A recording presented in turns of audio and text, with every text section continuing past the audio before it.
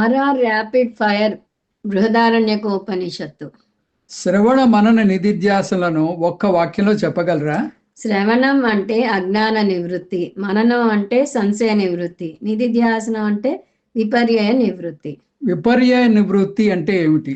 విపర్యయం అంటే విపరీత భావనలు, అంటే మనసులో కలిగే రాగద్వేషాలు, షడ్వికారాలు. జ్ఞానం పొందినా ఇవి త్వరగా పోవు. నిధిధ్యాసనం ఎలా చేయాలి? ఇది ప్రయత్నపూర్వకంగా మనసులోకి శాస్త్రంలో నేర్చుకున్న వాక్యాలను గుర్తు తెచ్చుకొని వాటిని అణువణువున జీర్ణించుకోవాలి. శ్రోతవ్యో మంతవ్యో నిధిధ్యాసితవ్యాలో తవ్యకారం ఏం సూచిస్తోంది? మీమాంస శాస్త్రంలో తవ్య అంటే చేసి తీరాలని అర్థం. దీన్ని విధిలింగ్ లేదా విధి ప్రత్యయం అంటారు. అంటే ఆత్మజ్ఞానాన్ని శ్రవణ మనన నిధిధ్యాసనల ద్వారా తప్ప వేరే మార్గం ద్వారా పొందలేము అని అర్థం. ఆత్మజ్ఞానం పొందితే కలిగే ఫలం ఏమిటి యాజ్ఞవల్కుని ప్రకారం? ఆత్మజ్ఞానం పొందితే సర్వజ్ఞానం పొందుతాడు అంటున్నాడు యాజ్ఞవల్క్యుడు. ఆత్మజ్ఞానం పొందితే అది సర్వజ్ఞానం ఎలా అవుతుంది? ఆత్మజ్ఞానం ఈజ్ ఈక్వల్ టు సర్వజ్ఞానం అంటే ఆత్మ ఈజ్ ఈక్వల్ టు సర్వం.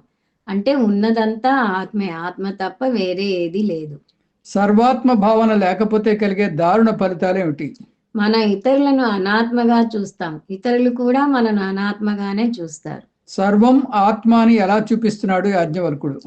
ఆత్మకు భిన్నంగా బ్రాహ్మణ జాతి లేదు, క్షత్రియ జాతి లేదు, లోకాలు లేవు, దేవతలు లేరు, భూతాలు లేవు, ఏదీ లేదు.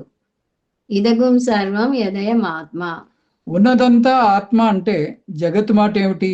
ఉన్నదంతా ఆత్మే అంటే ఆత్మకు భిన్నంగా ఏదీ లేదని అర్థం. ఆత్మకు భిన్నంగా దేనికి ఉనికి లేదు కాబట్టి జగత్తు మిథ్య అయింది.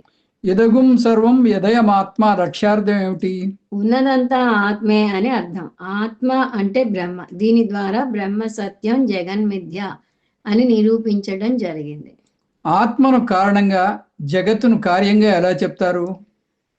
దానికి ఎప్పుడు ఇచ్చే ఉదాహరణ మట్టి కుండ. మట్టి సామాన్య రూపం, కుండ దాని నుంచి వచ్చిన విశేష వస్తువు.